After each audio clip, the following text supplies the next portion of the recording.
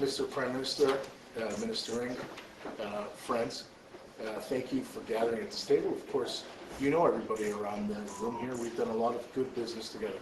You have the representatives of the 5 automakers in this country and the 5 biggest part suppliers.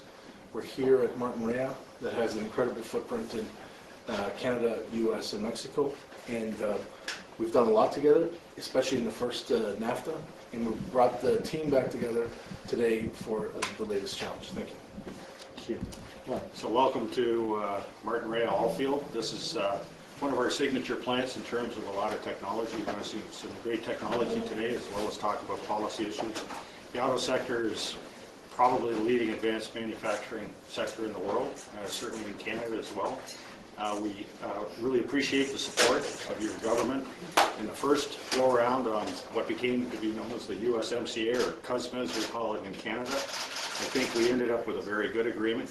I worked very hard. We actually negotiated some of the provisions at this board table in that. So we appreciate it. Look forward to a good discussion. Thank you so much for coming, all of you, Francesco, Mary, and Mr. Prime Minister. Thank you, Rob. Yeah. Thanks so much, Flavio, Rob, and everyone that's here. I'm going to keep it very short. I just want to introduce the Prime Minister and really to thank everyone for the extraordinary collaboration, partnership, all throughout the years, and certainly of late. And I was just at Martin Rea just not that long ago, and because this is a real working relationship, and it really has been just so tremendously useful.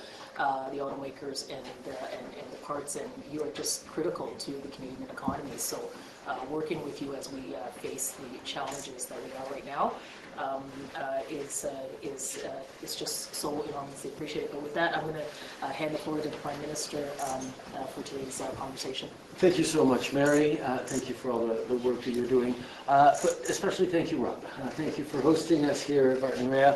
And thank you all for coming together. This is a moment for everyone to pull together, not just in defense of Canada and Canadian workers, but in defense of an incredibly successful trading relationship that has created great jobs, prosperity, growth, and global competitiveness around the world, by seeing Canada and the United States work together on building cars for 50 years plus past, but also setting up so significantly for the future.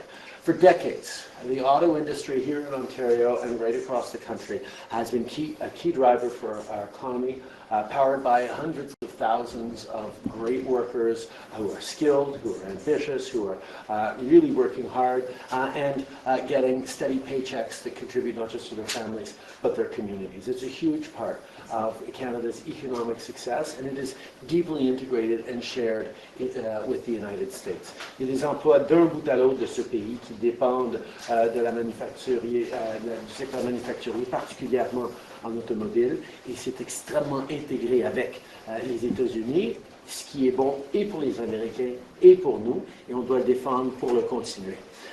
But this is not just an industry focused on the past, it's also very much on the future. Over the past few years, we've seen over $40 billion worth of investment, because people know that Canada has a key role to play in creating prosperity in the auto industry across North America, and directly contributing to jobs for suppliers and customers in the United States that are making a huge difference in communities, not just along the border, but all through the United States.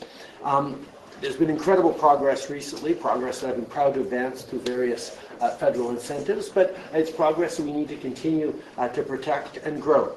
With the incoming American administration floating the possibility of tariffs on Canada, our highly integrated North American auto industry is under threat. It's not just these tariffs will hurt the Canadian industry, these tariffs will hurt the North American industry and endanger jobs in the United States as well. Des deux côtés de la frontière, ces tarifs menaceront des emplois et mettra plus de pression sur le portefeuille des consommateurs. We want to avoid job losses in Canada and the United States, but we also want to avoid extra costs on consumers in Canada and the United States. And that's what we're going to be pushing to try to avoid as an outcome. The Canada-U.S. trading relationship is the envy of the world, and we believe that the best path forward is for Canadians and Americans to continue to work together to strengthen it. If the President-elect does choose to move forward on tariffs, Canada will, of course, respond.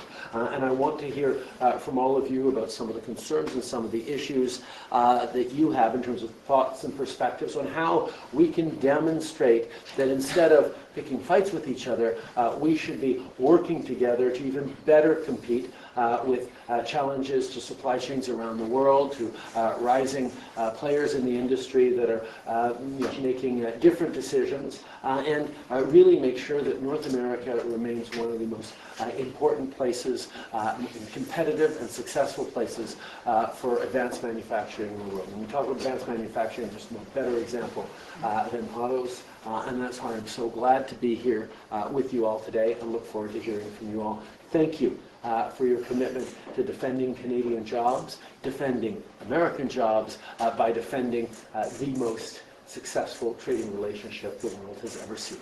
Merci. Thank you.